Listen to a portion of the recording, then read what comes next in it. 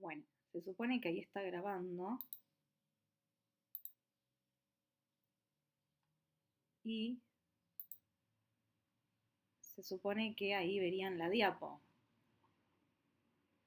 ¿Ven la diapo? Bien.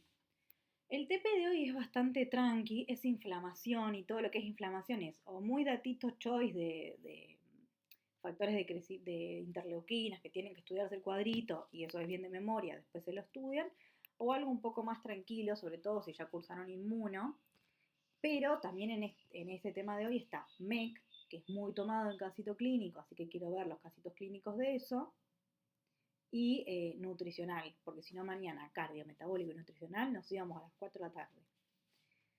Bien, de inflamación. Primero como lo básico, que es la inflamación, esto quizás lo saben de la vida y de inmuno, es la respuesta que tiene nuestro cuerpo, cada uno de nuestros tejidos, ante cualquiera de las noxas que charlamos en el primer TP. ¿Sí? Algo, sobre todo las cosas infecciosas, algo infeccioso, algo autoinmune, las propias células necróticas que vimos que inducían un montonazo la inflamación, cualquier cuerpo extraño que se les ocurra, un hilo de sutura, alguna astilla, cuando veamos gota, la acumulación de ácido úrico, lo que se les ocurra, y cualquier cosa ambiental, ¿sí? Ya sea alguno de eh, la reacción a el tatuaje, la reacción al tabaco, la reacción al alcohol, cualquier toxina o fármaco. Y es como todo un equilibrio perfecto entre la noxa, nosotros, y el entorno, o sea, siempre cómo eso interactúa con nosotros. Y van a ver que la clínica o las manifestaciones que puede generar pueden ser locales, de la zona en donde yo tenga mi lesión, por ejemplo, la típica de cuando te golpeas con algo, y ahí aparece la famosa tetrada de Celso, que seguramente la leyeron, y cuando hace la quinta es lo que se denomina flogosis, es rubor, justamente son estos chiquitos. Calor, bueno, el nombre lo dice, que esa zona está más caliente. Rubor es que está más rojizo, ¿sí? Por el tema de que hay una vasodilatación con la sangre, y la sangre siempre trae calor. Entonces hay una vasodilatación, aumenta el flujo de sangre hacia la parte de la piel y está caliente y rojita, ¿sí? Tumor es por hinchazón, tumefacción, esto que charlábamos hoy cuando había edema, ¿sí? Se hincha la célula y se pone gordita. ¿A costa de qué? De edema, justamente. Atrae agua porque como tengo más, vieron que el cuerpo siempre se maneja por diferencia de presiones. Y una súper conocida es la presión hidrostática, que es la presión que hace el agua o la sangre de querer salir hacia afuera. Como tengo vasodilatación y encima mayor permeabilidad por una serie de interleuquinas y esas cosas que se generan, favorece un aumento de mi presión hidrostática, a lo que es la congestión, que haya más sangre dentro de ese vaso, por ende aumento de presión hidrostática y más permeabilidad sale hacia afuera y genera edema. Por ejemplo, me doblé la muñeca y la muñeca va a estar edematizada, caliente y, y rojiza. Y obviamente va a haber dolor. ¿Sí? Me va a doler si yo me golpeo. Y hay otra cosa que no está dentro de la tetrada de Celso, pero que puede suceder, que es pérdida de la función de eso. ¿Sí? Yo no voy a, si me lastimé el dedo, mover el dedo por un tiempo hasta que se me cure. Y las manifestaciones sistémicas son las que se ven más cuando alguien tiene una infección. Fiebre, siempre piensa en algo infeccioso cuando les tiran fiebre. Acá y en la vida, ¿no? En la vida un paciente tiene fiebre, descartarle la infección de algún lado. Taquicardia también es muy de contexto de fiebre, de hecho un paciente suele tener taquicardia y cuando le bajas la fiebre mejora. Leucocitosis es que aumentan los glóbulos blancos, que es algo que como médicos vamos a buscar al laboratorio. Ese es eritrosedimentación elevada, también es algo que puedes buscar en el laboratorio. Cualquier cosa inflamatoria te aumenta la eritrosedimentación. Y aumento de proteínas de fase aguda, como la proteína C reactiva, que también es algo que como médicos pueden buscar en el laboratorio. Y esto es lo que más les importa, básicamente. Cómo se divide, ya sea clínicamente o, sobre todo clínicamente, o por especificidad. Pero que también es lo más fácil, digamos. Que se divide dependiendo del tiempo. Agudo, subagudo o crónico. Hay un hiperagudo acá en el principio, que son las primeras 24 horas. El típico ejemplo es cuando le transfundís sangre, por ejemplo, es más que nada por anticuerpos preformados. El típico ejemplo, yo tengo sangre B y alguien me transfunde A. Y todos mis anticuerpos van a activarse contra esa sangre que es distinta a la mía. Ese es el típico ejemplo. Agudo, cuando es algo menor a 10 días. Crónico, cuando es mayor a un mes. Y lo que está entre medio es subagudo. Y sobre todo, 10 a 14 días es como los días que más les va a importar, porque es los días en que empieza a aparecer el tejido de granulación que tanto nos encanta tomar. Igualmente ahora en un ratito vamos a ver cada uno, agudo, subagudo, crónico. Y especificidad, básicamente que hay algunos patrones, básicamente el ejemplo vedette de esto es el granuloma, que es específico para determinadas noxas. Por ejemplo, uno piensa en granuloma y uno puede contar con los dedos de las manos las opciones. Tuberculosis, micosis sistémicas endémicas, algún cuerpo extraño, pero de hecho una pregunta es, nómbrame ejemplos de granuloma, que ahora los charlamos cuando veamos granuloma. Y es algo muy específico, o sea, hay 10 noxas, 15 como mucho que lo generan. A diferencia de algo inespecífico como fiebre. ¿Qué me puede dar fiebre? 80.000 cosas me pueden dar fiebre. Cualquier microorganismo de lo que sea, muchas veces puede ser fiebre que no sea infecciosa, puede ser tumoral, o sea, hay un millón de cosas que me pueden dar fiebre, no es para nada específico. Taquicardia, tampoco. Aumento de eritrosedimentación, vieron que les dije, cualquier cosa inflamatoria, no necesariamente infecciosa, autoinmune o lo que sea, me puede dar fiebre. Me puede dar aumento de algo de la eritrosedimentación o una proteína de fase aguda. Bien, ¿cómo va el caminito de lo que sucede? Esto más o menos lo saben de la vida, ¿no? Tengo una determinada agresión, cualquiera de las noxas que vimos en TP1, que teníamos la listita, toxina, microorganismo, químico, físico, autoinmune, cualquiera de esos. Y mi sistema va a tener cambios vasculares, que ahora los vamos a ver, y cambios celulares. Básicamente tienen que saberse qué interleuquina hace tal cosa. Cambios celulares es el tema de la cascada de extravasación leucocitaria, que de hecho vieron re bien en Inmuno, y para mí ese pedacito les conviene estudiar sus apuntes de Inmuno si lo tienen, que igual ahora acá hay un dibujito de eso. Y después básicamente tenemos tres posibles caminos, ya sea con ayuda médica o sin ayuda médica, ¿no? Por un lado, que se cure. Y vamos a ver que la curación puede ser con alguna secuela, por ejemplo, con cicatrización, o sin secuela, ¿sí? O sea, ad integrum, aquí no ha pasado nada. Que eso no se puede eliminar y que termine estando crónicamente en nuestro cuerpo, una inflamación crónica, o bueno, que obviamente el paciente se muera debido a esa inflamación barra infección. Entonces, acá más o menos lo que estábamos charlando, y vieron que decía aguda y crónica del otro lado. Eso es porque, y acá hay una flechita que sale de aguda, pero también crónica sale de la noxa. Eso quiere decir porque hay noxas que primero pueden empezar siendo agudas y después con el tiempo eso no se puede resolver y se hace crónico, o hay algunas noxas, sobre todo las ambientales, tabaco, alcohol, vamos a ver en segundo parcial, van a ver algunas que afectan al pulmón, que se llaman neumoconiosis, como todo lo que es el silice, el asbesto, como componentes que crónicamente pueden afectar a todo lo que sea ambiental, el arsénico, que es re popular en Buenos Aires, afectan ya de por sí crónicamente todo lo que es ambiental. Por eso es que a veces puede directamente iniciar siendo crónico. ¿Y qué suele suceder? Bueno, la aguda resuelve con o sin fibrosis. Y la crónica nunca va a resolver porque por eso es crónica, ¿sí? O sea, va a quedar todo el tiempo. Si se resolviera, dejaría de ser crónica. Va a ser como intentos de curación. Por eso tiene fibrosis, porque intenta, pero puede llegar a tener cosas agudas, ¿sí? Pero bueno, tiene intentos. Todavía sigue teniendo infiltrado inflamatorio, tiene los granulomas, tiene mucho infiltrado, como que no termina. Bueno, esto es un cuadrito que básicamente les dice qué mediador es el responsable de cada una de las cositas. Esto, sépenselo, después estudienselo medio de memoria, les queda en la diapo. Los más importantes para mí son vasodilatación, histamina y prostaglandina, sobre todo histamina, y fiebre, que bueno, lo charlamos hoy cuando charlamos piro, que les dije que iba el hipotálamo, la interleuquina 1 y hacía fiebre, ¿sí? Pero bueno, después se pueden estudiar este bello cuadrito. Pero las que más he visto son vasodilatación y fiebre.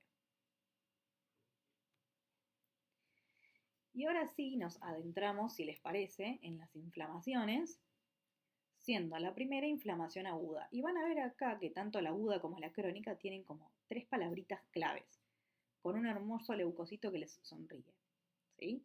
Las palabras claves de toda inflamación aguda es edema y congestión, que edema y congestión siempre van de la mano, e infiltrado a predominio polimorfonuclear. Ven que este tiene 1, 2, 3, 4, 5 núcleos, 5 nucleolos, ¿sí? Por ejemplo, un neutrófilo. Infiltrado a predominio polimorfonuclear, congestión y edema. Congestión es eso que yo me imagino siempre como una autopista. Vieron que nosotros siempre decimos, uy, está la Panamericana, está la autopista congestionada. Es cuando hay muchos autos. O sea, congestión es cuando tenés un vaso con muchos glóbulos rojos adentro. Y siempre cuando vos tenés mucha sangre, siempre que hay muchos glóbulos rojos y muchos vasos ahí, hay lo que se conoce como éstasis, estancamiento. Como en una autopista cuando se congestiona, que están estancados y van a 2 por hora, ¿sí? Entonces la congestión se asocia mucho con el éxtasis, con el estancamiento. Y cuando vos tenés mucha sangre adentro del vaso, este estancamiento se relaciona mucho con el aumento de la presión hidrostática. El aumento de la presión hidrostática, vamos a cerrar un poco mejor en cardio, pero para ya ir viéndolo, favorece al edema porque sale agua para afuera, ¿sí? Como lo ven a la micro, ópticamente negativo. Como lo ven a la macro, como aumentado de tamaño y de consistencia, como un rechonchito, gordito, con el borde romo. Bueno, esto es lo de los cambios celulares que les mencioné, que es todo lo que es la cascada de extravasación leucocitaria, que si les parece, yo prefiero que esto lo lean después tranquilo, o sea, literalmente está explicado todo el caminito, y es lo que textual ya saben de inmuno, lo hayan cursado en el primer cuatri o lo hayan cursado ahora, es textual eso mismo, y quizás como se toma tanto en inmuno, no es de lo más tomado, y como también tenemos Nutri, no quiero que colguemos Nutri, porque es muy tomado Nutri también. Dije muchas veces Nutri, perdón. ¿Sí? ¿Les parece? Bien, acá está como bien todo explicadito y con un bello dibujito el mecanismo. Esto sí me importa porque muchas preguntas van destinadas a esto y sobre todo en forma de caso clínico, que es lo que más les cuesta. Tenemos los famosos patrones de inflamación aguda, que medio parecido a lo que pasa con los patrones de la necrosis, tenemos cosas como generales de cada una, de todas, ¿sí? Algo que todas tienen, y después hay cositas específicas que caracterizan a cada uno de los patrones. Entonces, como características generales, son estos que estamos mencionando de generales de la inflamación aguda en sí, ¿sí? Va a haber, por la liberación de histamina, toda una vasodilatación de los vasos, ven que está más grande, congestión, se acumula toda la sangre acá, y dilatación de los vasos es vasodilatación, ¿no? Se acumula todo acá, va a generar edema por aumento de la presión hidrostática, sale para afuera y va a tener mucho infiltrado a predominio polimorfonuclear, ¿sí? Se acumulan todos los leucocitos en esa zona. Y después va a haber diferentes patrones más específicos o especiales, por así decirlo, dependiendo de cada una de estas cosas. Sobre todo lo que más les importa es cuál es la causa, pero medio parecido a lo que pasaba con la necrosis. Depende cuál era la causa, depende cuál era el tejido, depende de dónde esté localizado, puede haber un determinado nombre o puede tener otro, que ahora lo vamos a ver. Por ejemplo, hay 3 que son los principales y son los que tienen que saber y van a hacer las respuestas correctas. El problema con esto que se van a encontrar es que el choice tiene 4 opciones, porque es A, B, C, D. O sea que va a aparecer quizás un nombre que no lo conozcan. Entonces yo se los puse acá porque son nombres que he visto que aparecen y que quizás no los conocen y tienden a confundirlos. Que ahora los charlamos. El primero es retomado, cualquiera de los 3 que vamos a ver ahora son retomados.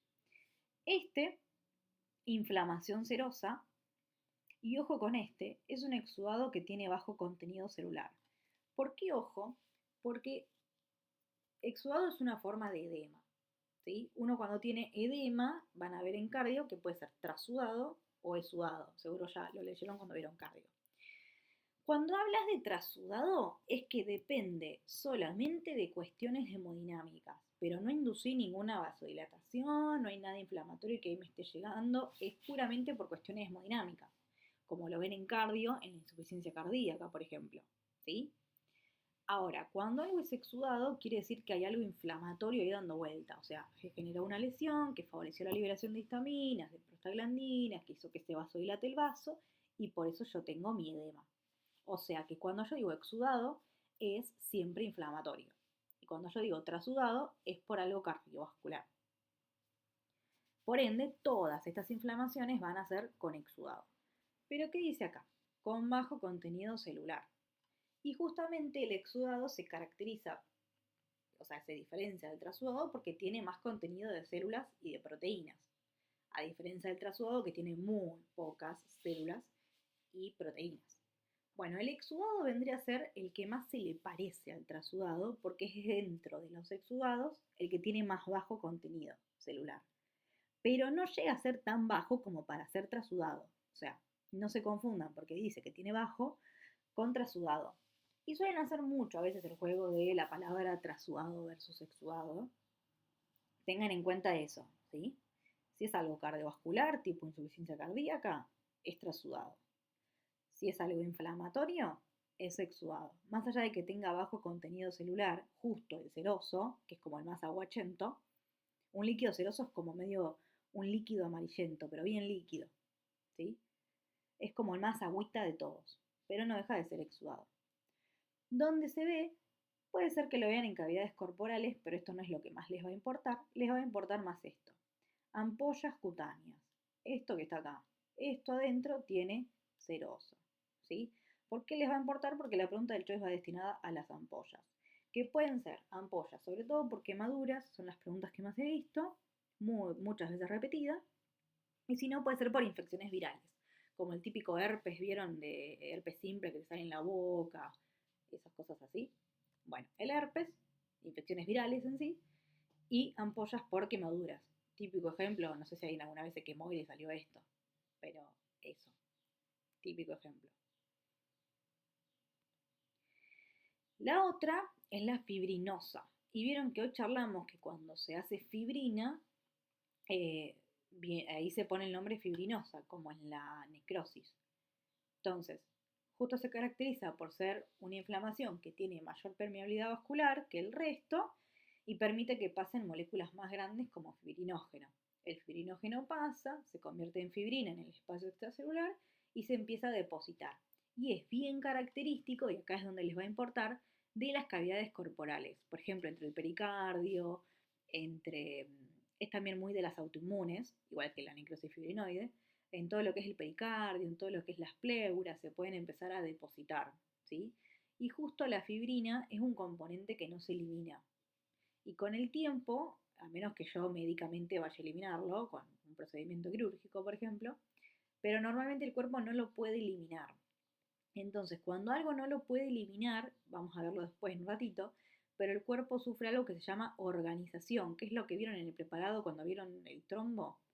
¿Sí? Que se organice es como una forma que tiene algo que no se puede eliminar, fibrina, pus, por ejemplo un absceso, un empiema, las células formes de la sangre que forman los trombos, cosas que el cuerpo no puede eliminar, se van a terminar haciendo una cicatriz, ¿sí? Se van a fibrosar todos. Tejido conectivo colágeno denso, que es lo que ven como fibrosis, y esto es un problemón porque esto, si está, por ejemplo, en las capas del pericardio, puede ser que las pegue entre sí, que las adoce entre sí, o entre la pleura, por ejemplo, y eso obviamente no me permite la correcta expansión del pulmón, ¿sí? Es lo que capaz, si alguna vez fueron al hospital, dicen como adherencias, que uno intenta romper porque puede favorecer a un montón de cosas. Por ejemplo, en el peritoneo suele favorecer a suboclusiones intestinales, que es cuadros re frecuentes en pacientes que tienen intervenciones quirúrgicas. Es un problema. Y la otra, y en mi opinión la más tomada de todas, y ni hablar si van a una instancia oral, porque tiene cuatro, acá era cuatro, perdón, cuatro, no, está bien, cuadros inflamatorios purulentos, que justo son cuatro, es como que tiene mucha variedad y te hacen el juego entre estos cuatro. La inflamación purulenta o supurativa, como el nombre lo dice, purulento viene de pus. O sea que lo que la caracteriza es que se genera pus, ese material amarillento medio mucoso, ¿sí? Bueno, pus, todos saben lo que es pus, que es bien característica de infecciones por bacterias, ¿sí? Biógenas es que hacen pus, por bacterias. ¿Y cuáles son los cuadros inflamatorios que tienen que saber? Absceso y empiema a la cabeza como los más importantes y flemón le sigue porque hay preparado, que era la apendicitis flemonosa. ¿Se acuerdan cuál era la diferencia entre absceso y empiema?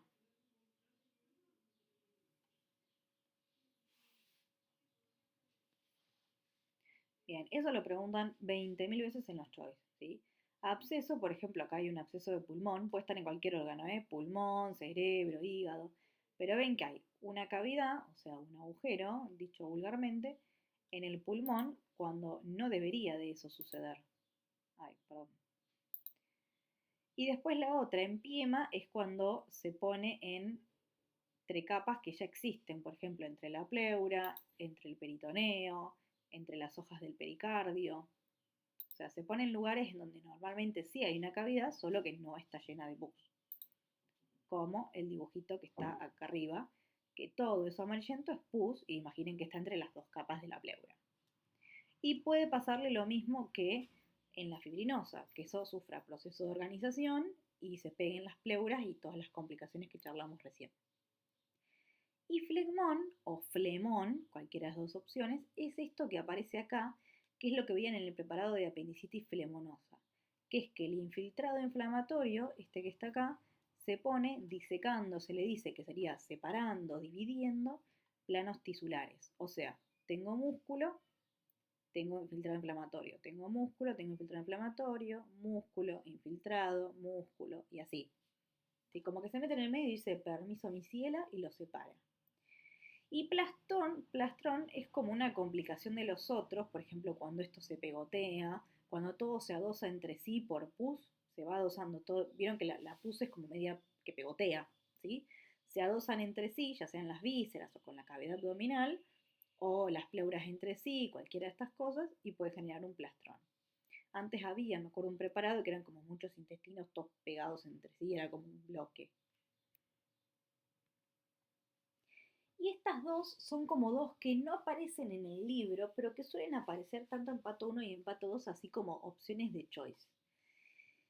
¿Y cuál es el problema? Que, por ejemplo, hay una que se llama serofibrinosa, que tiene como un poquito de las dos cosas que charlamos anteriormente, ¿sí? O sea, tiene características de la serosa, porque también es escasa en lo que es proteínas y en lo que es células, pero también tiene fibrinógeno, por ende lo comparte con la fibrina.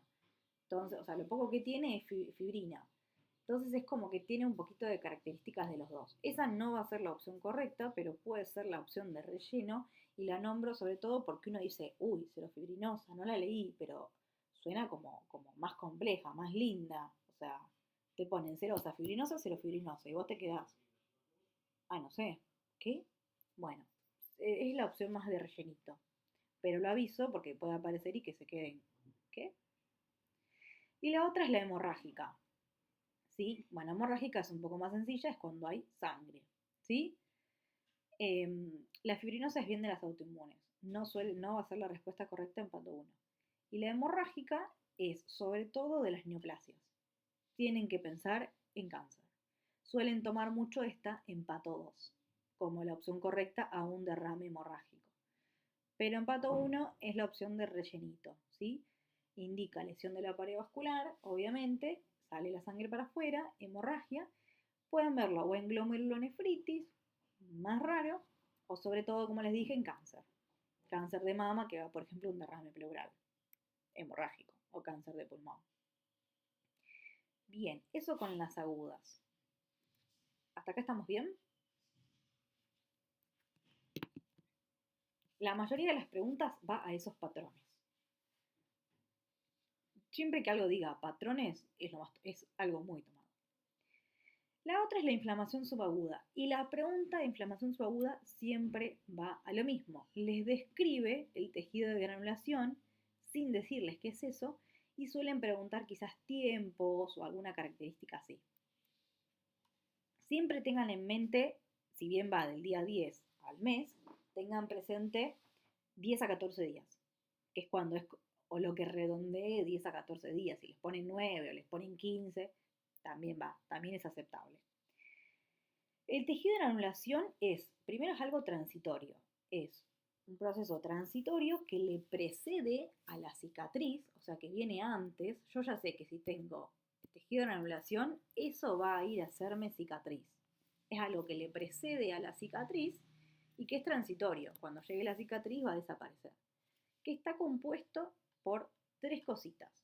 Que yo les digo, los obreros, que serían los fibroblastos, los encargados de hacer mi colágeno, los obreros de mi edificio, los ladrillos del edificio que yo estoy construyendo, que serían las fibras de colágeno, y vasos de neoformación, ¿sí? Que serían los encargados de darle nutrientes, de darle comida a mis obreros, porque tienen derecho a almorzar, cenar y comer si trabajan. Entonces, fibroblastos, los obreros, lo que construyen los obreros, tejido colágeno, y vasos de neoformación, la comida que les llega a los obreros, ¿sí? El alimento para que trabajen. Puede haber macrófagos por ahí dando vuelta, como todo, y esto de modificaciones del tejido conectivo nos hace referencia a que primero tengo tejido conectivo laxo. Ese es el que está bien perteneciente al tejido de granulación. Tejido conectivo laxo, ¿sí? El tejido conectivo laxo, si no se acuerdan tanto de esto, era ese que era más pobre en colágeno y más rico en células. Tiene sentido, tengo más obreros y recién están empezando a construir, así que tengo poco ladrillo. Con el tiempo, mientras el edificio se va haciendo más grande y tengo que solamente tener detallitos, no necesito tantos obreros como cuando hago la base, el cimiento, ¿no? Entonces, con el paso del tiempo voy a tener más colágeno, más colágeno, más colágeno, menos fibroblastos, o sea, menos células, menos células, menos células. Eso es la remodelación. Y hasta llegar a ser un tejido conectivo colágeno denso, que se caracteriza por ser justamente mucho colágeno, por eso denso, se caracteriza por tener mucho colágeno, menos célula, que es lo que veían como rayitas, ¿sí? En el preparado, todas rayas bien eosinófilas, con menos células. Ven que acá hay bastantes células. Los fibroblastos son estas que parecen como como un puchito, como un abusado se le dice, como un gusanito. Vasos de neoformación, ¿sí? Que algunos pueden estar congestivos, y todo el tejido colágeno a su alrededor. Eso es lo único que tienen que saber de la subaguda, pues no hay más.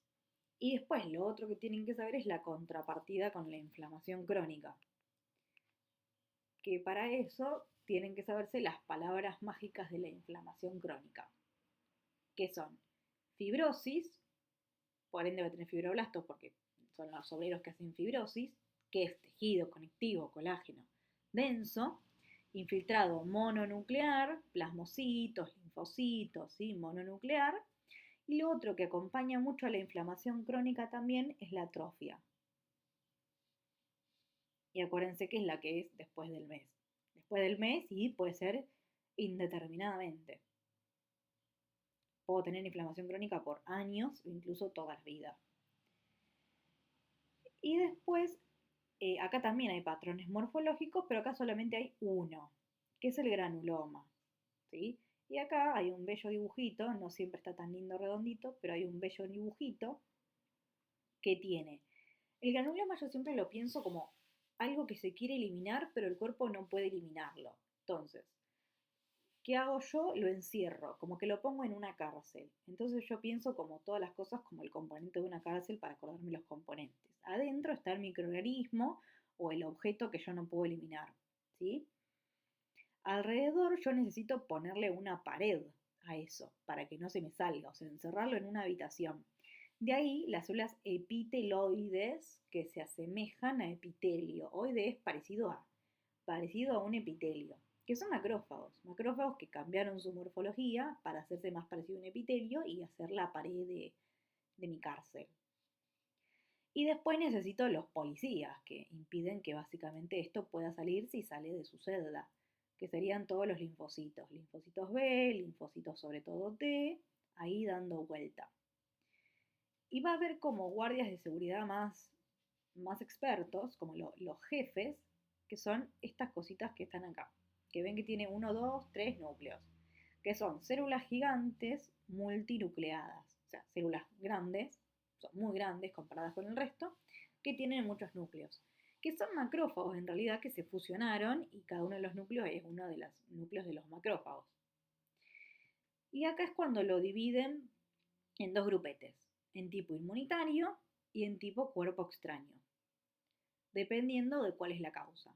Cuerpo extraño, por ejemplo, tiene, vamos a ver en metabólico gota, que se acumula ácido úrico, cuenta como cuerpo extraño, algún hilo de alguna sutura, alguna astilla, cualquier cosa que se les ocurra que quede adentro del cuerpo y que sea extraño. Bueno, en el segundo parcial está beriliosis, que también es depósito de algo que genera en el pulmón granuloma, ¿sí? Es depósito de un material que se llama berilio, que después lo vemos, está mucho en cosas metalúrgicas y fluorescentes, y genera granulomas. Y después tenemos por otro lado el de tipo inmunitario, que el inmunitario puede ser infeccioso como no, porque también puede ser, por ejemplo, autoinmune, y eso no es infeccioso. Infeccioso, el típico ejemplo es el que charlamos hoy en la necrosis gaseosa, que era tuberculosis. Tuberculosis es la reinita que hace granulomas.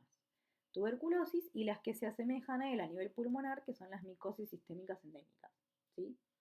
Y pueden hacer tuberculosis, pueden hacer granuloma en cualquier lado, porque puede diseminar. Infeccioso, entonces, quédense con las micosis sistémicas endémicas y a la cabeza tuberculosis, micobacterias, ¿sí? Y el inmunitario puede ser no infeccioso, como por ejemplo autoinmune. El típico ejemplo es la enfermedad de Crohn, que es una enfermedad inflamatoria intestinal. Puede ser también la artritis reumatoide, que es una enfermedad de las articulaciones, muy de las abuelitas, que van a ver en el TP de autoinmune el parcial que viene. O van a leer una también en el segundo parcial, que se llama sarcoidosis, que en realidad es idiopática, no se sabe cuál es la causa, se da en infeccioso, pero no es infecciosa. Hay ahí como un componente autoinmune, se cree, pero bueno, no se sabe mucho, es idiopática, que es una enfermedad donde se generan granulomas por todo el cuerpo. Y esto, y la célula gigante, lo que tienen de diferente en cada uno de ellos es que en el inmunitario, que se va a llamar célula gigante de tipo Langhans, van a ver que los núcleos se ponen bien prolijitos como haciendo, algunos le dicen semiluna, otros le dicen herradura, pero como esto, como una C dada vuelta, como una C. Y en el de tipo cuerpo extraño, que se llama granuloma de cuerpo extraño, no tiene un nombre, célula gigante de tipo cuerpo extraño, se ponen todos al azar, o sea, se ponen de cualquier forma, como quieran, no tienen una distribución en específico. Bien, hasta acá vamos bien.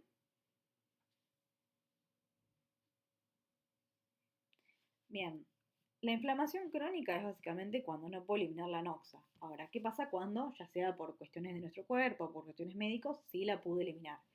Primero, para reparar siempre tengo que eliminar. Yo no puedo empezar a reparar. Puedo tener intentos de reparación, que era lo que caracterizaba la crónica, pero yo no puedo reparar mi tejido si todavía estoy rompiendo. Es como cuando vos estás en una fiesta y no empezás a limpiar hasta que terminó, si no te van a seguir ensuciando. ¿Sí? Yo limpio cuando terminé. Que puede ser ad integrum por regeneración, que es como decir, aquí no ha pasado nada, ¿sí? Cuando las lesiones no son tan nocivas, o por cicatrización, a costa de tener una secuela, ¿sí? O sea, reparación por tejido conectivo, reparación por fibrosis, ¿sí? Que acá hay un bello dibujito, pues Disney todavía sigue en nuestros corazones, ven que él tiene ahí una cicatriz, ¿sí? Scar. Bueno, la resolución entonces, esto que charlábamos, es cuando no deja secuelas porque hubo poco daño tisular. Y por ejemplo, pueden regenerarse por hiperplasia, ¿sí? Como cuando uno se corta con una hoja, se hace un raspón. Vieron que esas lesiones que son más inocuas no dejan secuela, no dejan una cicatriz cortarte con una hoja, ¿sí? Se sustituye una célula por otra, hace hiperplasia y vuelve a la función y la estructura normal del órgano. Y aquí nada ha sucedido, es como si no hubiese pasado. Puede suceder a veces en el menor de los casos en infecciones, depende cuál sea, pero también puede suceder. Depende de qué tan intensa haya sido. Y cicatriz. Cuando ya el daño obviamente es mucho mayor, ¿sí? Y tengo que curar, pero a costa de una secuela. O cuando se ven órganos donde no pueden regenerarse, por ejemplo, por una hiperplasia, como en el corazón. Y ahí alguna pérdida de la función hubo. Por ejemplo, no sé si alguien tiene alguna cicatriz, ya sea por alguna cirugía o bueno, algo traumático que le haya pasado, pero quizás si uno tiene una herida quirúrgica y le quedó una cicatriz, una parte de la función, por ejemplo, de la piel, reviste, cumple esa función, pero seguramente ahí no tengan tanta sensibilidad como en otro lado, porque se perdieron las fibras nerviosas, ¿sí? O sea, una secuela quedó, no sentís ahí muy bien, o sea, sentís, pero no sentís igual que en otras partes del cuerpo donde tenés una cicatriz. Se pierde la sensibilidad, algo de la función perdiste.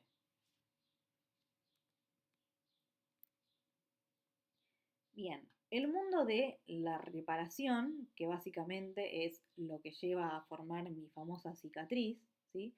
Que esto es la definición. Respuesta fibroproliferativa, fibro viene de fibroblasto, que eran mis obreros, así que siempre van a tener que estar involucrados los fibroblastos, donde las células del parénquima se restituyen por tejido conectivo. ¿Sí? Tejido conectivo, acuérdense que ya estamos en el mundo del colágeno denso, ¿sí?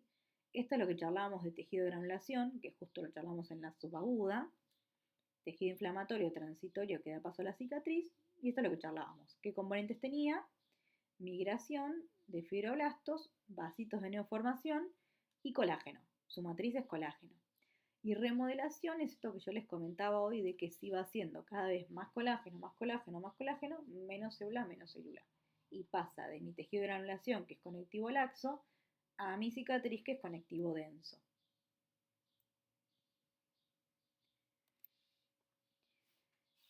Esto es una forma, esto también algo más o menos habíamos charlado cuando vimos los patrones de la aguda, es una forma que tienen los tejidos conectivos que no pueden reabsorberse por el cuerpo de ir a una cicatriz. O sea, no es un tejido en sí, no es un miocardio, un hígado, ¿sí? No es la piel, no es un tejido en sí, sino que es algo que está en nuestro cuerpo que no puede organizarse, que no puede absorberse. Entonces se va a organizar. Por ejemplo, esto que charlábamos de la inflamación fibrinosa, cuando estaba entre las dos pleuras, todo este depósito de fibrina, o entre las capas del pericardio, ¿sí?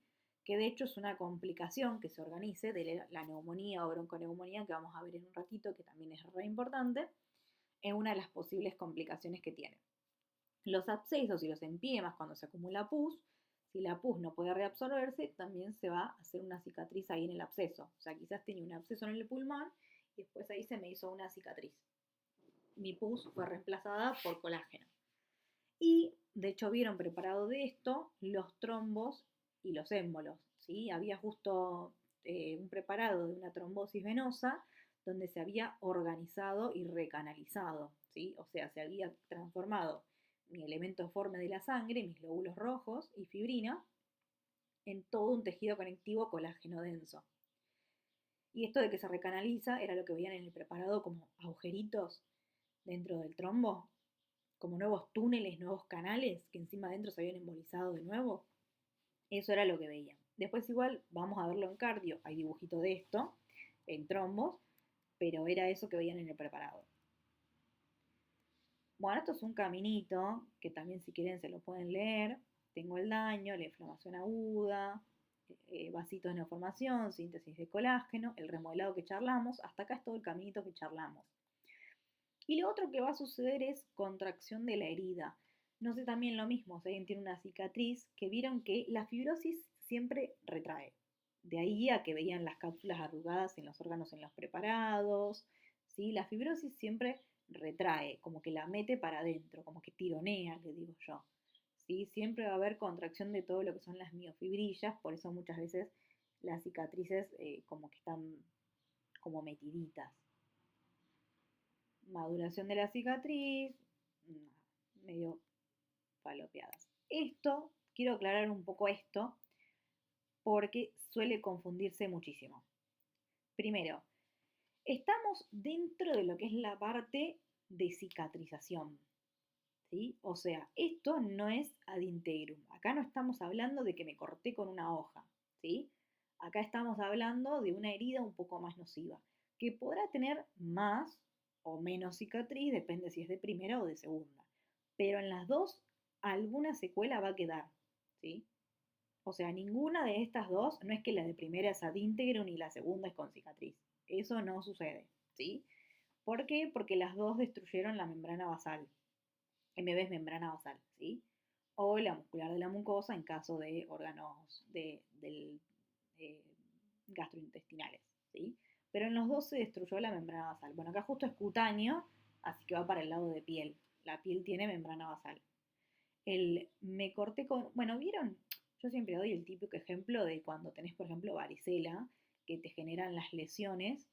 Un montón de acá hemos tenido varicela seguramente, y vieron que nadie quedó con la marca, bueno, la mayoría no quedó con la marquita de la varicela, porque la ronchita en sí de la varicela, la vesícula, no generaba daño por cicatrización, generaba eh, ad integrum, y se iban y ya estaba. Y aquí no ha pasado nada y después ni te acordás que tuviste varicela.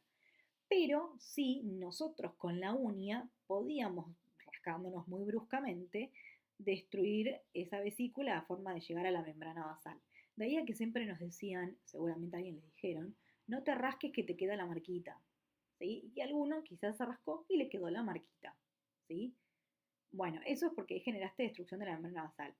Pero una marquita por varicela es algo súper limpio e inocente. No es lo mismo a que alguien venga y te clave un cuchillo, por ejemplo, o que se te mete un clavo en algún lado sin querer porque apoyaste la mano en un clavo, cosas así, como más profundas, digamos, ¿no? Que suenan más nocivas. Entonces, la de primera intención se da en heridas limpias, donde hay muerte y eso, con, esto es lo importante, destrucción de la membrana basal. Upa, destrucción de la membrana basal, ¿sí? Esto que charlábamos. En las dos se rompe. En las dos va a quedar una mini marquita, una mini secuelita. Y segunda intención, lesiones mucho más grandes, sucias, que se sobreinfectan, ¿sí? Donde la cicatriz va a ser mucho más grande y se pierde la estructura normal. La típica cicatriz de una cirugía. Una cirugía, imagínate que te abren todo ahí. Llegan hasta tus capas más profundas, atraviesan mucho más que la membrana basal. Y esto es la cronodinamia, ¿sí? De la curación de las heridas cutáneas. Cada uno de los órganos tiene su propia cronodinamia, tiene sus propios tiempos, porque van a ver que, por ejemplo, en el miocardio la cronodinamia es distinta, ¿sí? Mi tejido de granulación, por ejemplo, acá aparece en el tercer día y en el miocardio aparece en el día 14. Bueno, eso es porque yo no puedo tener 14 días la piel abierta, por ejemplo, ¿sí? Cada uno de los órganos tiene su tiempo. Los únicos que tienen que saber es este de piel para curación de herida y miocardio para cronodinamia de infarto del miocardio. Nada más, ¿sí? En el primer momento yo me lastimo, tengo edema, tengo congestión, todo lo típico que ya charlamos. Siempre en todo lo inflamatorio, el infiltrado inflamatorio tarda 24 horas en llegar. Eso es como característico del infiltrado inflamatorio. Siempre tarda 24 horas en llegar los polimorfos. Perdón, justo alguien creo que quiso entrar. Y esto anda medio lento. Quizás porque estoy grabando. Bien. Siempre tardan 24 horas en llegar. Empiezan a llegar, destruyen todo lo que era la suciedad y los restos que hayan quedado, y al segundo día ya la célula tiene mucha capacidad de hacer hiperplasia, así que empieza a repitelizar, ¿sí? Todo por arriba, la parte de la epidermis. Vieron que tengo epidermis, dermis, bueno, hipodermis ya me quedó muy, muy abajo. Empieza a repitelizar todo lo que es la epidermis.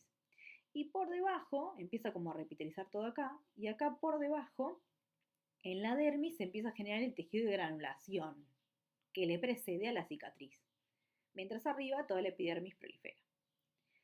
A la semana 12 ya empieza a cerrarse bien la herida y ya se empieza a definir. Y al mes ya está totalmente curado todo eso, ¿sí?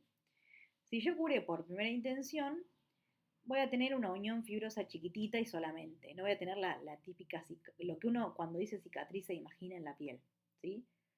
Se recupera pero sin anexos. Por ejemplo, si alguien tiene una herida por algo así en esa zona, sobre todo capaz los hombres se dan cuenta, por ejemplo, si tienen barba y se rascaron en la cara cuando tuvieron varicela, ahí ese lugarcito no le crece pelo, por ejemplo.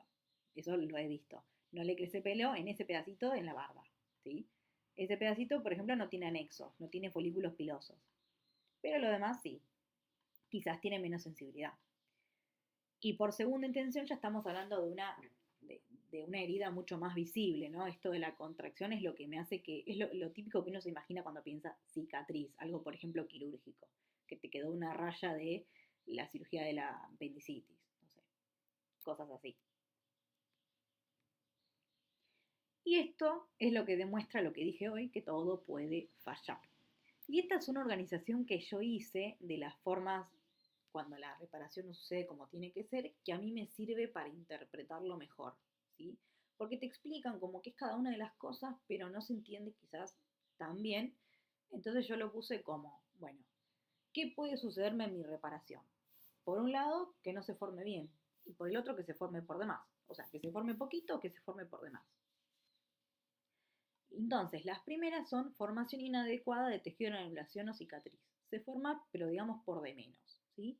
Dehiscencia, no sé si es un término que alguna vez han escuchado, pero quiere decir que la herida se abre. La herida, hay personas que están predispuestas a que les cueste más cicatrizar, ¿sí? Ya sea genético o porque tienen algo vascular, como por ejemplo la diabetes, les cuesta cicatrizar. Y la herida, ven, esta es la típica cicatriz, ¿sí? Le queda bien la marca. Acá no solo son anexos, esto es bien fibroso. Pero ven que se abre, ¿sí? O sea, como que no cierra, se abre, se vuelve a abrir. Eso es dehiscencia, que se abre y que le cuesta cerrar. Y úlcera, bueno, ya lo saben, también una solución de continuidad.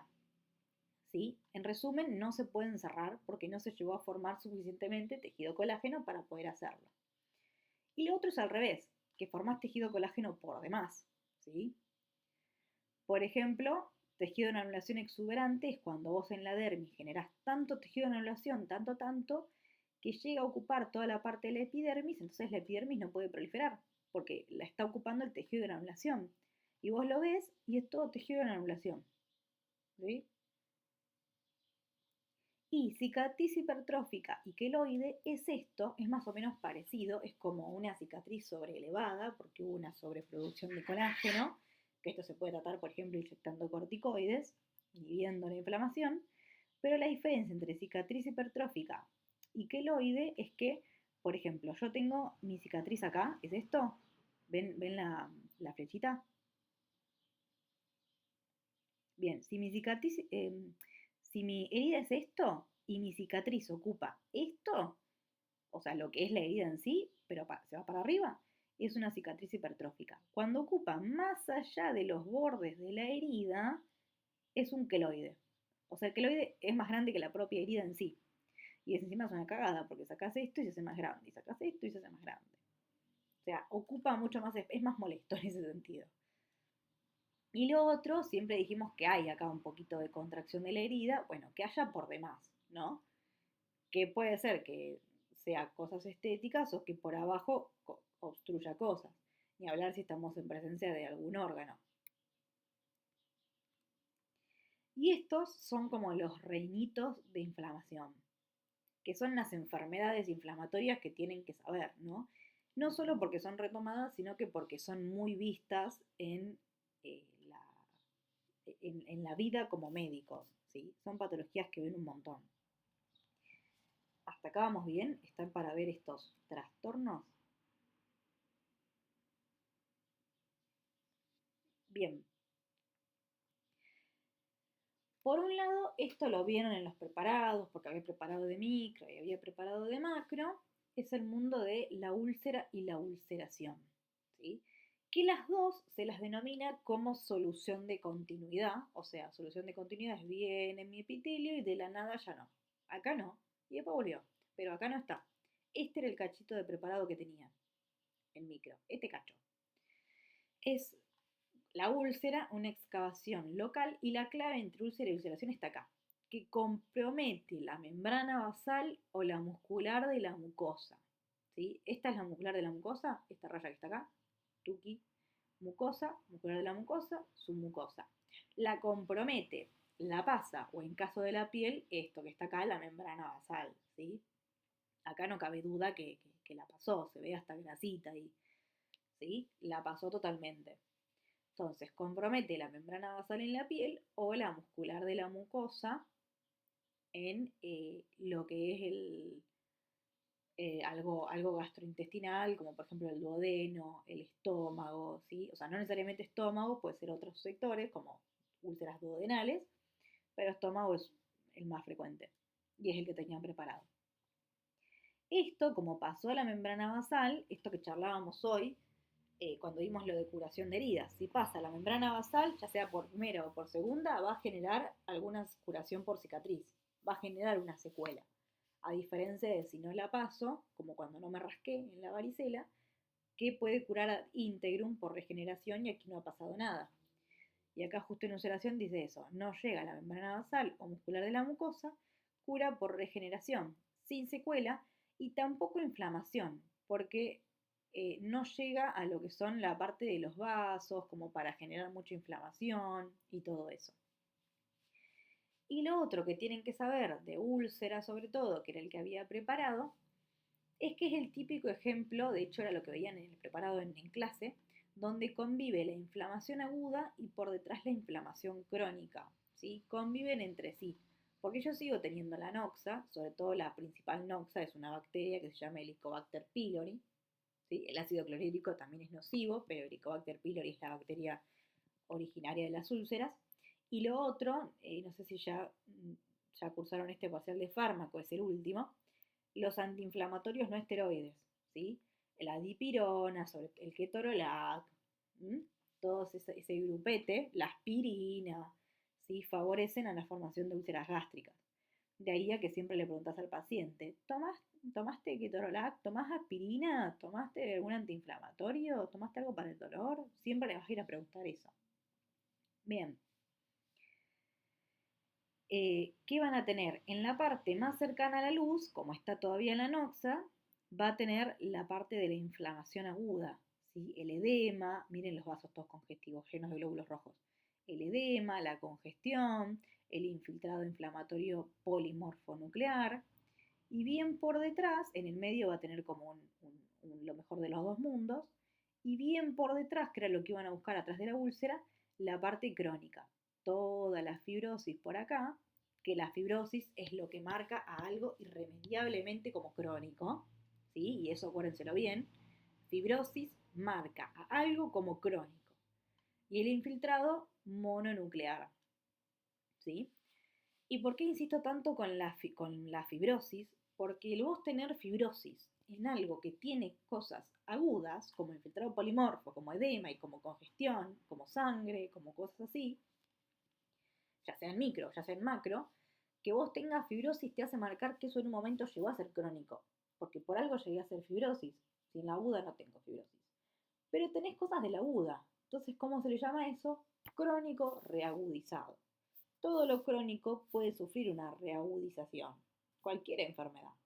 Pero que vos tengas fibrosis en algún lado, te menciona como algo crónico reagudizado. Lo claro porque había preguntas de eso, una igualmente la puse, la vamos a ver cómo esté la pregunta, pero recuerden eso, si tiene características de algo agudo y dice en algún lugar la palabra fibrosis, marcan inflamación crónica reagudizada.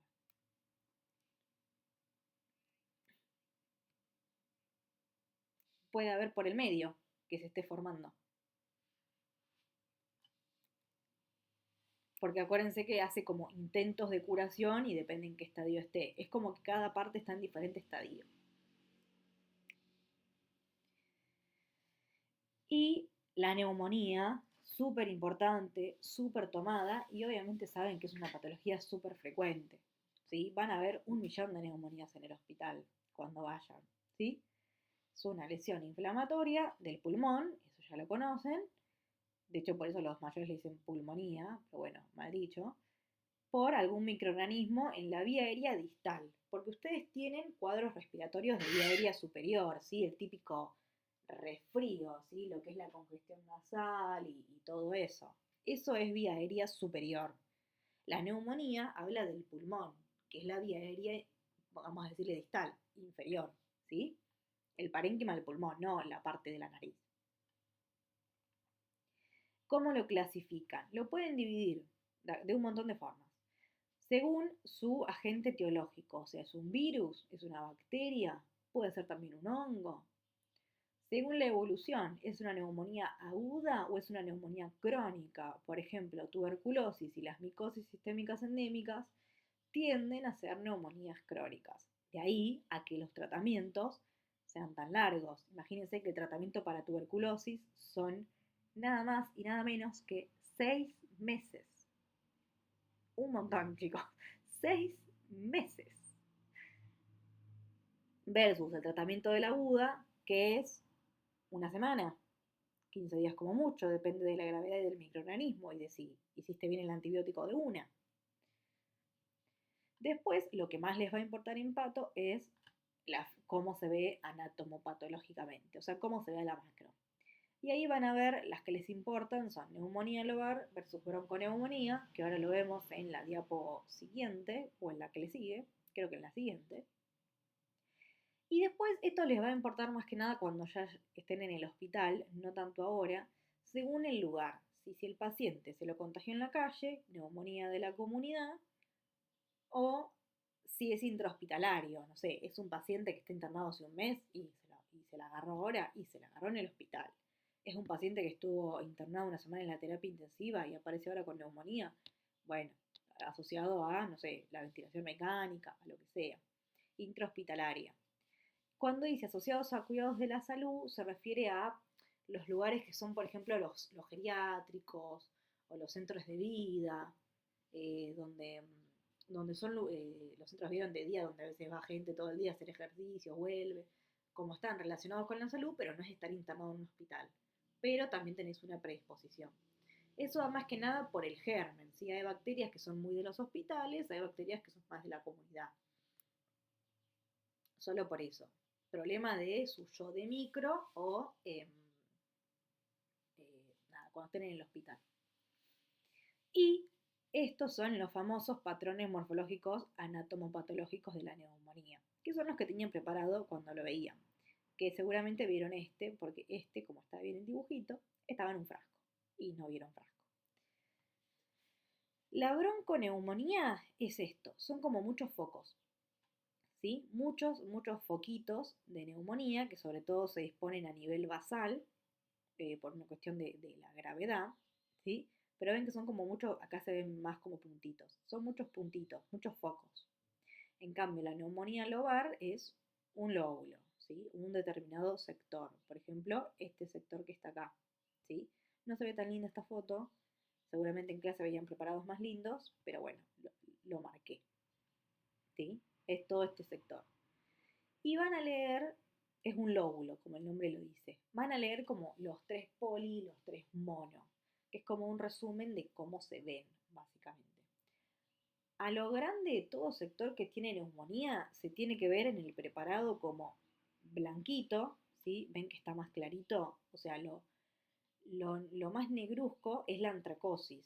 No es que sea normal tener depósito de carbón, pero es lo esperable por toda la polución y toda la contaminación ambiental, ¿no?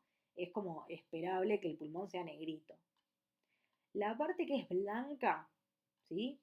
Color blanquecino, rosáceo, con aumento de consistencia, ¿sí? Estaba bien duro, aumento de consistencia, que ya no crepita, ¿sí? Crepitar es cuando ustedes lo apretaban al pulmón y como que le chorreaba líquido, que ya no crepita, y hacía como un ruido como que ya no crepita, que pierde la apariencia esponjosa del pulmón, esa es su zona de neumonía, ¿sí? La bronco se le dice poli, porque cada uno de los foquitos policrómicos de color, crómico de color, tiene diferentes tonos, siempre va a seguir la gama del blanquecino rosado. Pero bueno, uno está más blanquito, otro está más grisecito, otro más rosadito. Policíclico, porque vamos a ver que hay 4 diferentes etapas: congestión, hepatización roja, gris. Cada uno de los focos está en diferente estadio, por eso es que yo no puedo decir esta bronconeumonía está en estadio de hepatización roja, porque cada uno está en un diferente mundo, digamos. Y polimorfo de forma, algunos son más redonditos, otros son más larguitos, este parece más un triangulito, este es bien redondito, ¿sí? Esto es como estiradito, tienen diferentes formas. En cambio, el alobar es monocrómico, todo un color uniforme, todo sigue la misma etapa del ciclo, y monomorfo es como algo uniforme. Y estas son las etapas morfológicas que les mencioné, que se dice en la lobar estas etapas, porque la bronco todas tienen diferentes estadios, entonces no puedo como poner el órgano en un determinado lugar, algo que sí puedo hacer en la lobar. Están justo en orden de cómo se generan, ¿no? Uno, congestión es lo primero que empieza a suceder. El pulmón bien pesado, pastoso, rojizo porque tiene sangre, ¿sí? Lo típico de algo inflamatorio, se vasodilata, llega sangre, hay más líquido. Y hepatización porque se empieza a hacer algo que se llama consolidación, ¿sí? Que se consolida, que se hace más sólido, por así decirlo, que es lo que también ven cuando viene una radiografía, que es como una mancha blanca en la radiografía. Eso es consolidación. Por eso se le dice, como tiene una consistencia más aumentada, se le dice que se parece al hígado, y de ahí le pusieron hepatización. Que de hecho cuando lo veían muchos se lo confundían con un hígado. Pero obviamente no tiene las triadas portales que tiene el hígado, tiene esos conductos de estructuras cartilaginosas que son los bronquios, esas cosas no las pierde. Pero bueno, se asemejaba un poquito más al hígado que a un pulmón. Al principio es roja porque tiene muchos glóbulos rojos y muchos leucocitos. Con el tiempo eso va a ir acumulando más fibrina y más fibrosis y puede ir haciéndose grisecita. La mayoría estaban en la etapa de hepatización grisecita, ¿sí? Que es esto que está acá, ven que es más blanco grisáceo. Y resolución cuando ya se terminó, ya sea para bien o sea para mal, ¿sí? Pero bueno, se terminó. Todo lo que es el exudado, acuérdense que estamos en inflamación, así que todo va a tener exudado, sobre todo esto tiene purulento, porque sobre todo si es por bacterias, ¿sí? Si es por virus no tanto, pero si es por bacterias purulento. Mucho exudado intraalveolar y pleuritis, la inflamación de las pleuras, que puede ser que tenga empiema, por ejemplo, se resuelve. Si tiene empiema, lo hará con organización. Si no tiene empiema, bueno, bien, lo hará de íntegro. Bueno, justo acá, las complicaciones que puede tener de una neumonía. Típico ejemplo de una complicación en un caso clínico: un paciente que les dice que, no sé, está hace 2 semanas, 3 semanas con el tratamiento y sigue teniendo fiebre y no mejora y sigue con algo clínico que marca infección. Tienen que pensar en que, bueno, che, quedó pus en algún lado, porque ¿por qué no me está sanando? Puede ser que tenga un absceso o un empiema o alguna de las complicaciones, ¿sí? Bueno, puede ser. Absceso, esto que charlábamos hoy, acumulación de pus en una cavidad neoformada, ¿sí? Y empiema, esto que se ve acá, ¿sí? Está en la cavidad pleural. ¿Ven? Tuki. Entre la hoja parietal y la visceral. Viene acá y tuki. O que se vaya a otro lado del cuerpo y haga bacteriemia, ¿sí? O sea, bacterias en la sangre. Y puede hacer sepsis, puede ser shock séptico a poco respiratorio, ¿sí? Puede obviamente diseminarse a otros lados del cuerpo. Puede generar focos en otro lado. Sí,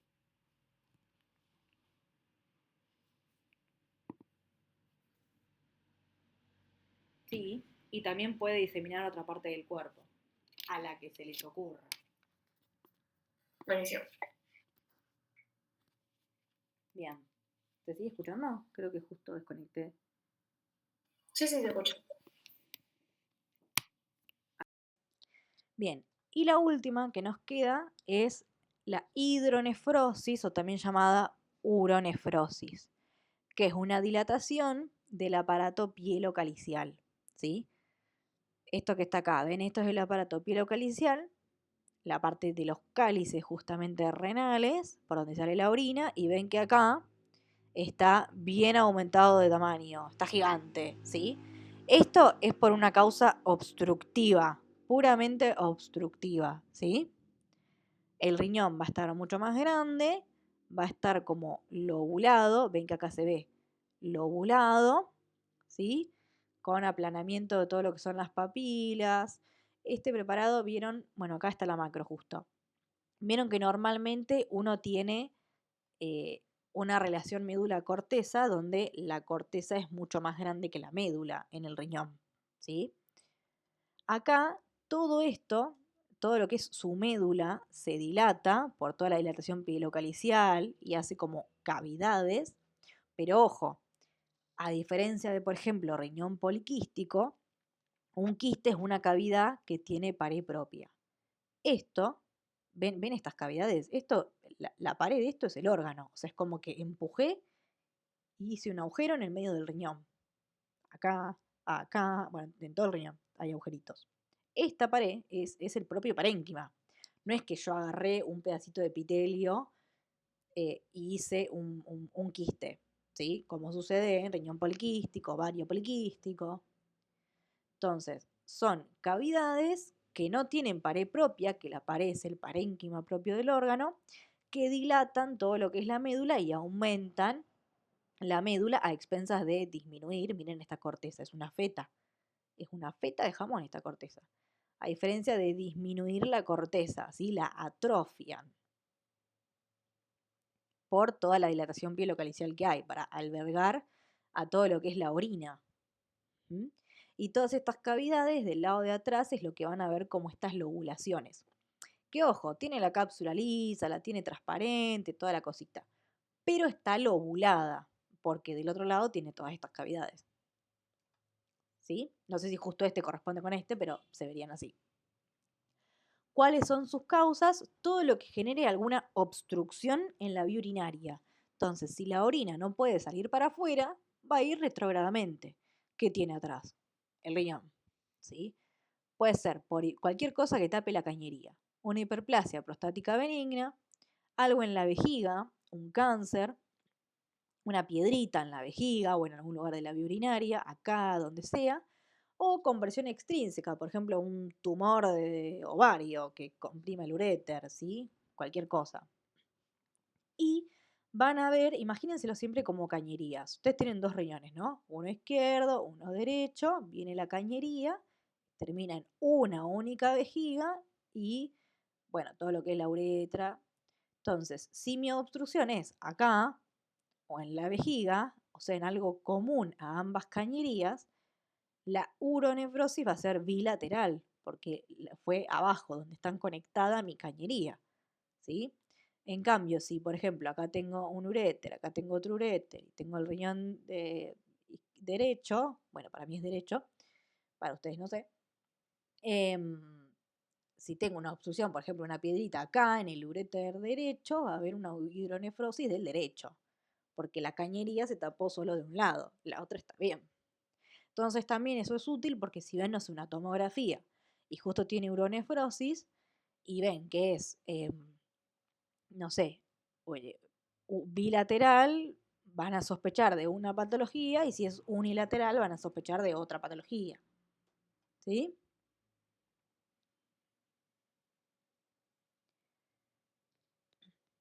Bien, eso. Esta parte, ¿bien? Sí, bien. Sí. Flor, me perdí un poco. Hidronefrosis sería una patología de las que veníamos viendo como úlcera, ulceración. O sea, Claro, también está dentro de las patologías inflamatorias, aunque es por algo obstructivo, pero se ve dentro del grupete. La otra que también aparece acá, que es un diagnóstico diferencial de hidronefrosis, pero que seguramente la vieron en preparado, es la pielonefritis. No sé si la vieron en preparado. Eh, Justo hay dibujito de esto en la parte de diabetes. Pero lo que tienen que saber de esa es que, primero, la causa es infecciosa, de la pielonefritis. Siempre, siempre, siempre es infecciosa, a diferencia de esta que es obstructiva. La otra causa, la otra cosa que tienen que saber es que puede ser aguda como también puede ser crónica. ¿Sí? Ustedes van a verlo en diabetes como algo crónico. Bueno, puede ser agudo, puede ser crónico. Y no, acuérdense esto, la causa no es la diabetes. Lo leen en diabetes, pero por el hecho de que justo la diabetes predispone a las infecciones, entre ellas las infecciones urinarias, que son las que pueden generar una infección urinaria alta, que sería en el riñón, que sería una pielonefritis. Pero no es que se relacione con la diabetes, o sea, puede ser una infección, que la puede tener cualquiera. El diabético se considera inmunosuprimido de por sí, por eso es que predispone más. Lo mismo los ancianos, que dijimos que la edad predispone a todo. Y lo otro que tiene es la relación acá no se altera en la pielonefritis, o sea, la médula y la corteza miden lo mismo. Esto de las cavidades no existe, puede tener alguna que otra cavidad, pero no existe. Lo que sí tenía era toda grasita acá, que era la lipomatosis de sustitución, ¿sí? Sobre todo cuando era crónica. Y lo otro que veían cuando era crónica era mucha fibrosis. Fibrosis por todo el parénquima. Que la fibrosis a la macro se ve gris y aumentada de consistencia, gris y dura, ¿sí? Mucha fibrosis y a diferencia de esto la cápsula la veían arrugada. Siempre que un órgano tenga fibrosis, la cápsula va a estar arrugada porque la fibrosis retrae. Esto que charlábamos hace un rato de que tironea para adentro, hace contracción. Hay fotito de eso en el de preparados. Bien. Después podríamos ver estos preparados de pielonefritis. Dale. Bien. Este entonces ya está. Flor, y lo último, ¿podrías explicarme de vuelta la diferencia entre lo del granuloma inmunitario y cuerpo extraño? Es la causa. O sea, una causa es cuerpo extraño, un hilo de sutura, el berilio, Sí, no, esta parte ácido que habías úrico. explicado de cómo se disponían los macrófagos y eso en la Ah, acá, que justo, o sea, esta es la célula gigante, ¿no? En el de inmunitario, que es el que lo tiene acá pegadito, se ponen, ¿ves que hacen como una semiluna? O algunos le dicen herradura, pero es como una C. Sí. Se disponen así, o sea, bien organizaditos en forma de semiluna, y los otros se disponen al azar, o sea, como se les cante. En ambas siempre están los linfocitos T. Sí, esto es como general de granuloma. Lo que tengan adentro, ya sea el cuerpo extraño o el microorganismo, la célula epiteloide, la célula gigante, que puede ser una o puede ser la otra, y todos los linfocitos alrededor. Y puede haber fibrosis también alrededor, como el pasto. Yo tengo una duda de los linfocitos. En los preparados siempre tenemos que identificar a los linfocitos. No, con que digan infiltrado mononuclear ya está bien, no es que van a ver el infiltrado, que son los muchos puntitos. Después tengan siempre presente que si es algo agudo, va a ser polimorfo nuclear, tipo en una necrosis, por ejemplo, una isquemia, que es algo agudo, o en algo así, o una infección bacteriana, y si es algo crónico, como un preparado de tuberculosis, como una patología crónica como diabetes, sépanse que es mononuclear. Y las células gigantes pueden estar o no, ¿no? O siempre están. Eso cuando se forma un granuloma, que acuérdense que dijimos que era un patrón muy específico, que estaba en determinados microorganismos, que justamente son los que mencionamos. O sea, no todas las infecciones hacen granuloma, es bien de la micosis sistémica endémica y las micobacterias. No va a venir la de la neumonía por estreptococo a hacerme un granuloma. No lo puede hacer. Es bien específica. Si yo veo un granuloma es tuberculosis, no es estreptococo. No es neumococo, ¿sí? Ah, eso. Cuando estudien las neumonías, no se sepan los 8000 bichitos que hay en el libro de la neumonía por estreptoneumonía, de la neumonía por moraxela, la neumonía por neumococo, la neumonía por el virus de la... No, ¿sí? O sea, tienen que saber estas cosas que les mencioné. Cuáles son los tipos, bronconeumonía versus lobar, las complicaciones, los patrones. Pero el granuloma es bien específico, es de estos ejemplos que mencionamos. Y no hay mucho más, son contaditos con los deditos. Creo que habremos mencionado 10 ejemplos. No hay muchos más a los que mencioné que pueden agregar, ¿eh?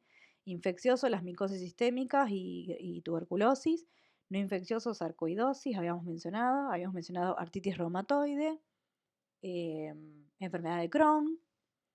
Y en cuerpo extraño habíamos mencionado, por ejemplo, bueno, un cuerpo extraño cualquiera.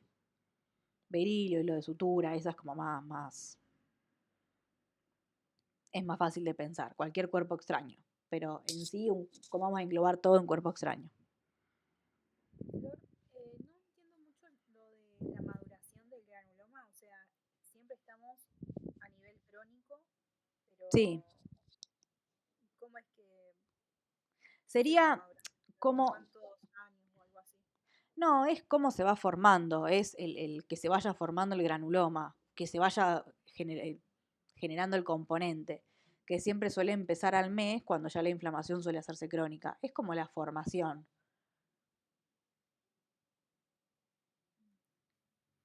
Ok. Igual tranqui, porque las preguntas no van mucho a eso.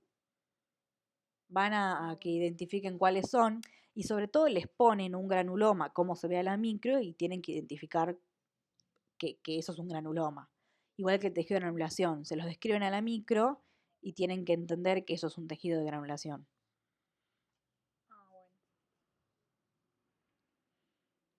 Bien. ¿Alguna duda más? Y después lo que vi mucho que tomaban eran ejemplos de granulomas con centro necrótico y sin centro necrótico. Bueno, eso es ¿Puede algo, ser? eso es algo ¿La que sífilis también hace centro necrótico? sí, hace como un reblandecimiento, se le dice necrosis gomosa, pero bueno, mal dicha. Tuberculosis y las sistémicas endémicas son otras que hacen necrosis, las de cuerpo extraño, por ejemplo, no. Son otras que hacen necrosis, la necrosis gaseosa. Y otra recaracterística que no hace necrosis es, por ejemplo, la enfermedad de Crohn y la sarcoidosis, que de hecho se caracteriza por hacer granulomas sin necrosis. Como encontrás un granuloma sin necrosis en algún lado y decís, ¿será sarcoidosis? Tipo en el pulmón. Las micobacterias hacen necrosis, las sistémicas endémicas, gaseosa. Más que nada las infecciosas van para la necrosis, porque la idea de la necrosis es como matar al tejido y no dar oxígeno, ¿sí? Yo no le doy oxígeno a la bacteria, entonces es como que no la puedo eliminar, pero la dejo atontada. Ese es como el objetivo de la necrosis, dejarla media atontada por falta de oxígeno.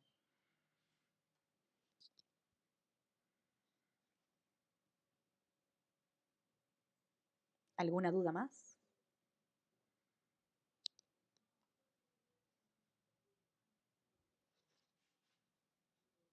No se cortó, ¿no? Siguen ahí. No seguimos acá. Perfecto, funcionó. Bueno, Preguntaron en el chat si son tomadas las proteínas de apoptosis específicas, creo. las que charlamos hoy, vieron que les mencioné que en la parte de la vía lo que tenían que saber era cuáles eran las propoptóticas, cuáles eran las anti, que de hecho vimos ejemplos de preguntas, que yo creo que tomé como 3, y había como 20, que eran más o menos iguales. O sea, saber quiénes son pro y quiénes son anti. Es aprenderse de memoria que Vax y Vax son pro, eh, que tales son BSL2, todas esas son anti. Hay que sabérselo de memoria, lamentablemente. Pero es lo que preguntan de toda la vida. Bien. Y lo otro que nos queda de inflamación es trastornos de la matriz extracelular. ¿Sí? ¿Alguna duda más? Esto es retomado, ¿eh? También. Es corto, fíjense que son 7 diapos. Es corto, pero es muy tomado y muy tomado en forma de caso clínico. No, por mí arranquemos. Bien. Esta lo que... Bien, en el chat pusieron algo. Ay, ¿qué? ¿Alguien me lee?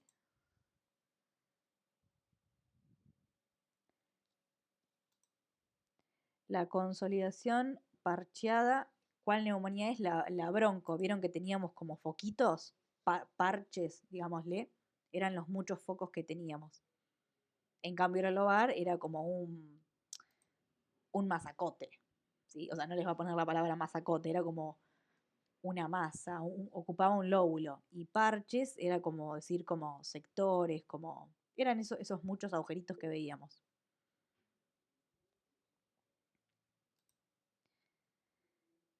Bien, ahora sí, dentro de lo que es MEC, en las de la matriz lo que tienen que saber es reconocerlas en un caso clínico, por ende, tienen que... Uy, perdón, tengo que conectar la compu. Los dejo unos segunditos hasta que la conecto.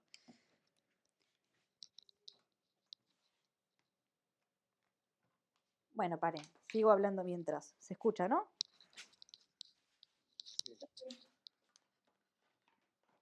Bueno, lo que tienen que saber básicamente es qué es la patología, o sea, qué es lo que se altera. Paren que lo conecto porque si no se va a apagar y no me van a escuchar más.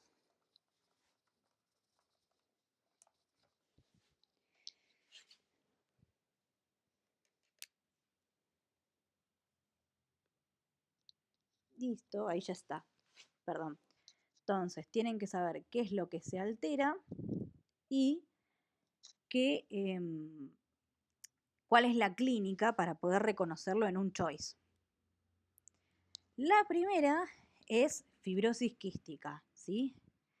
Que fibrosis quística, todas son genéticas. Esta tandita que viene ahora, sepan que todas son genéticas, ¿sí?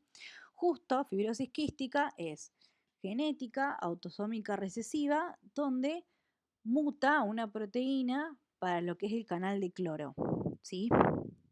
Que es la encargada de, o sea, lo que hace esto es que el cuerpo empieza a producir como un líquido más espeso, ¿sí? Y más pegajoso, como un moco, ¿sí? Se acumula moco en las vías respiratorias, en el tubo digestivo, en el páncreas, ¿sí? Que son los órganos más afectados, en el hígado también, ¿sí?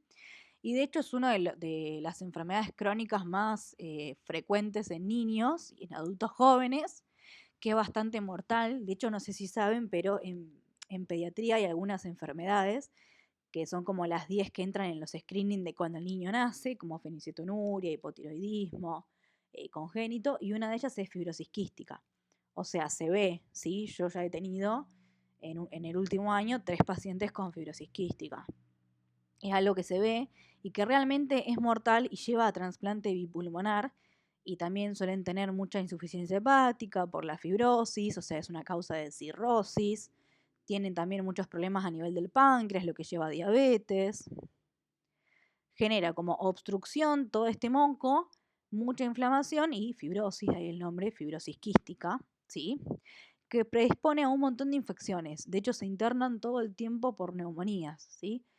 Un montón de infecciones y también un montón de problemas digestivos, ¿sí? Malnutrición, obstrucción intestinal, cirrosis, EPOC, ¿sí? Y afectan también las glándulas sudoríparas, que ahí lo que sucede es como aumentan todo lo que es la absorción de sodio y agua. Entonces, en las glándulas sudoríparas no. Entonces, como las glándulas sudoríparas yo no absorbo agua y sodio, lo elimino y es como si tuviera sal. De ahí el sudor salado, o sea, como que sudan, alguien dijo que más salado, ¿sí? Pero hay un test que se llama test de sudor salado, que se hace y si te da positivo, es una pata diagnóstica de fibrosis quística, ¿sí? Básicamente eso, como que hace que las secreciones se deshidraten, ¿sí? Menos en las glándulas sudoríparas, que hace que sea hipertónico. Entonces, ¿qué es lo que se muta? Proteína para canal de cloro. ¿Qué es toda esta clínica? Todo esto que mencionamos, que favorece a la diabetes, que favorece a las infecciones. Marfan, esta es una retomada, ¿sí?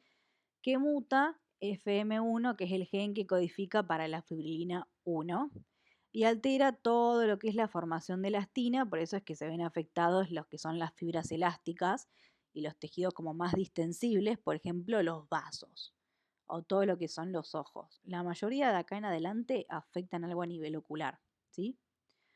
Puede ser autosómico dominante o esporádico, es que surgió como de nuevo, en una persona nueva sin antecedente. La mayoría es autosómico dominante y lo que caracteriza es que el tejido sea como más distensible, ¿sí? Pero ustedes lo que van a reconocer en la personita es esto. Ven que es extremadamente largo, pero a diferencia del gigantismo, que era grande en todos lados, él no es grande, es largo. O sea, fíjense que la mano creo que le llegaría a la rodilla si se la pone acá.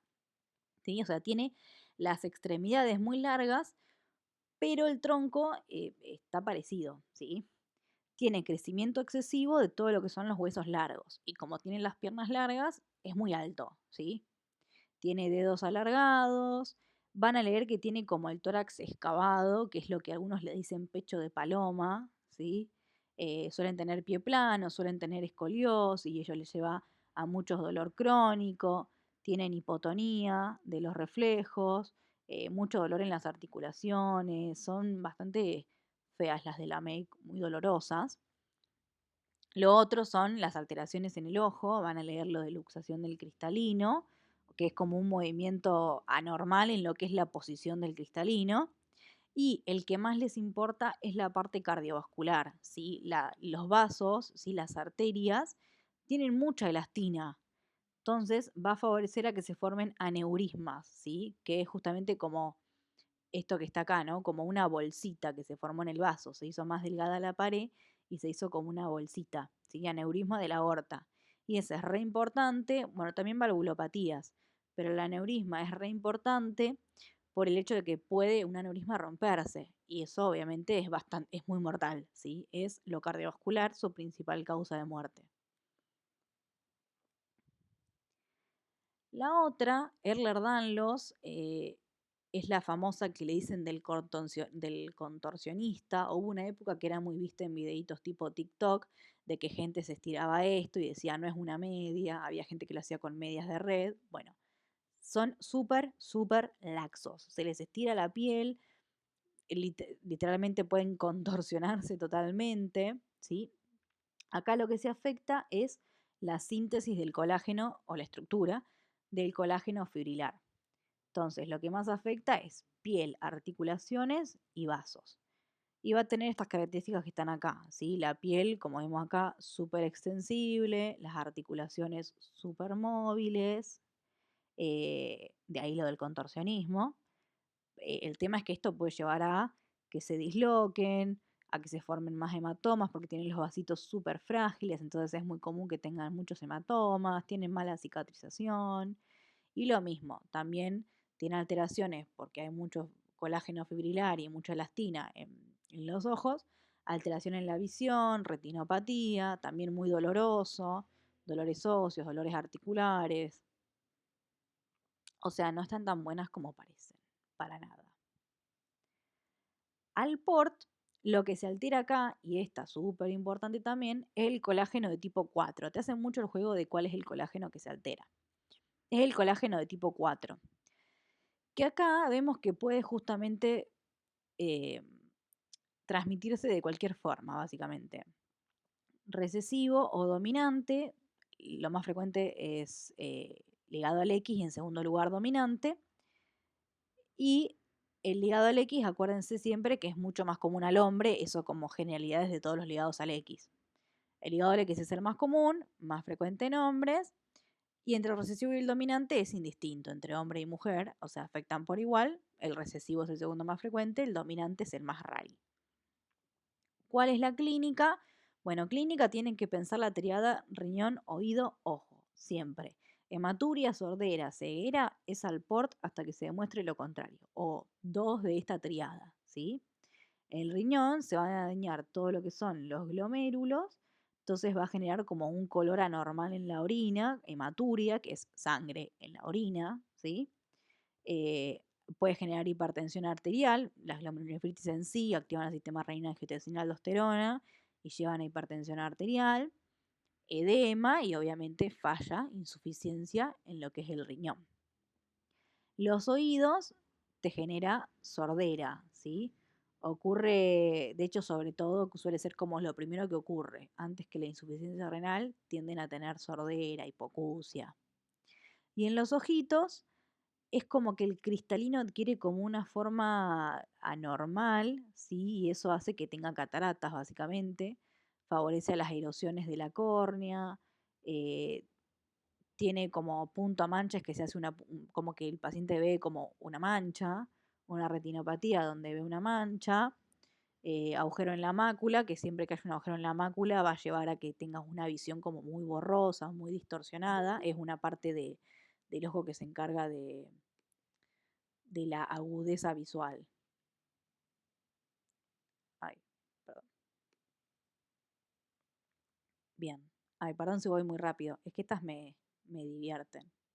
Pero hasta acá vamos bien. Es eso, es que se aprendan qué es lo que la altera y la clínica. Básicamente lo que está en la diapo, no estoy diciendo mucho más de lo que está en la diapo.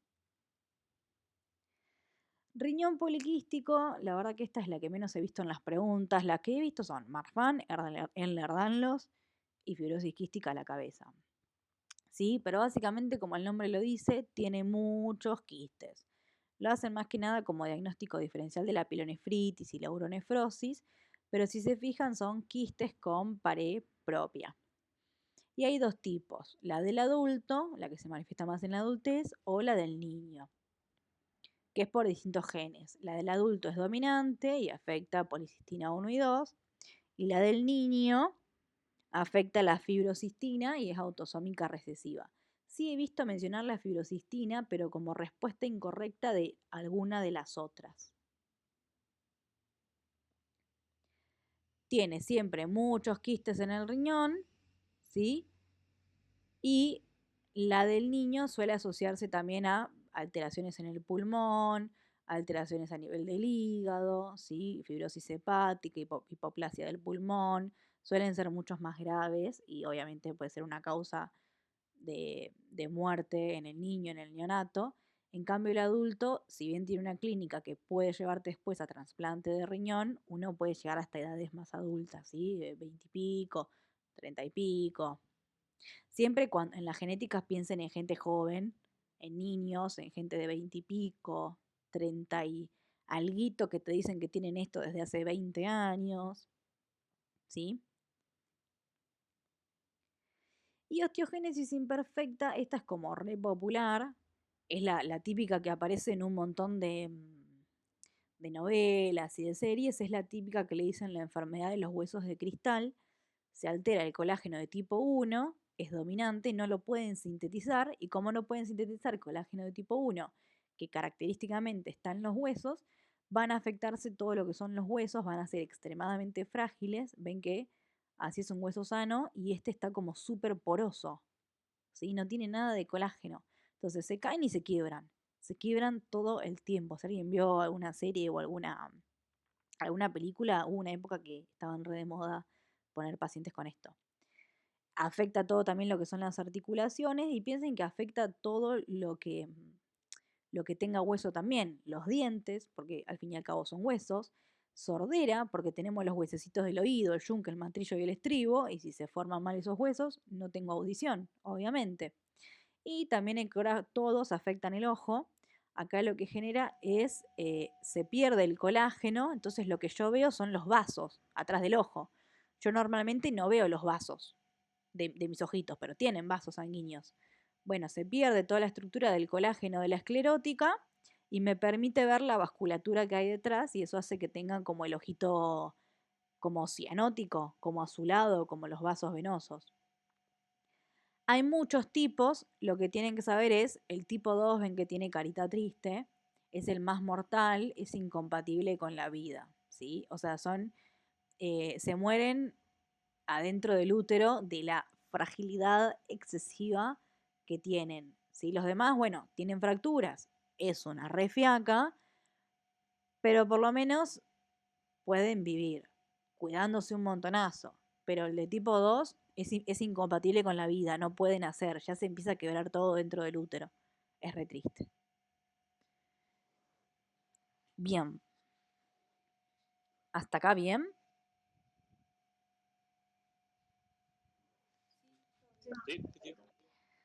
Bien.